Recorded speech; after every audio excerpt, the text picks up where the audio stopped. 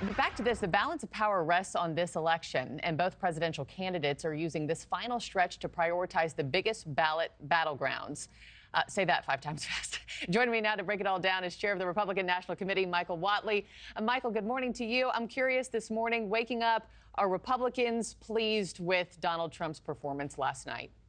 We are. He was the only candidate on that stage that was actually able to talk about his plan, his vision for America, how he's going to restore our southern border, rebuild our economy, and ensure that we have the strength that we need as a country to defend our interests at home and abroad.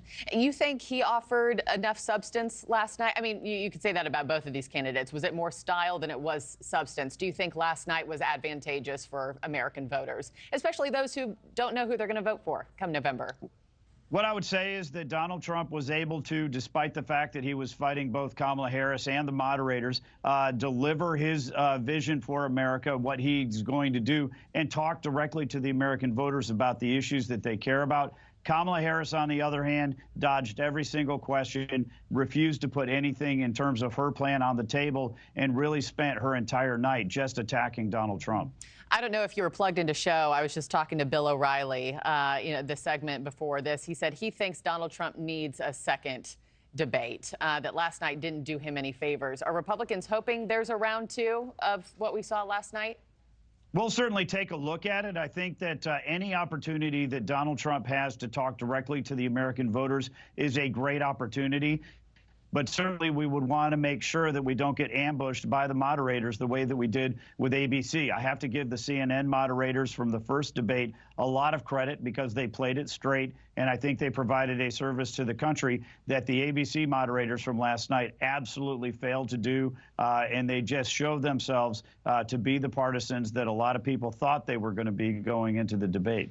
I wanted to also ask you, you served as a senior advisor to the Bush-Cheney campaign. Your thoughts on former Vice President Cheney saying he will vote for Vice President Harris?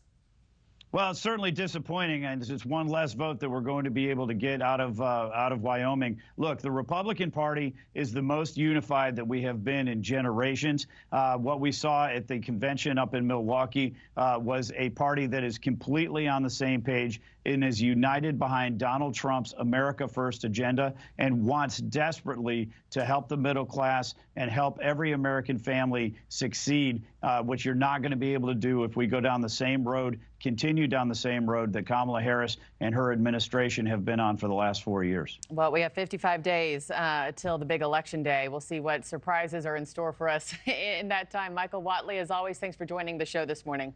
I always appreciate your time. Yes, ma'am. Thank you. Thanks for watching, everybody. Go to joinnn.com to find NewsNation on your television provider. Also, don't forget to click that red subscribe button below to get more of NewsNation's fact-driven, unbiased coverage.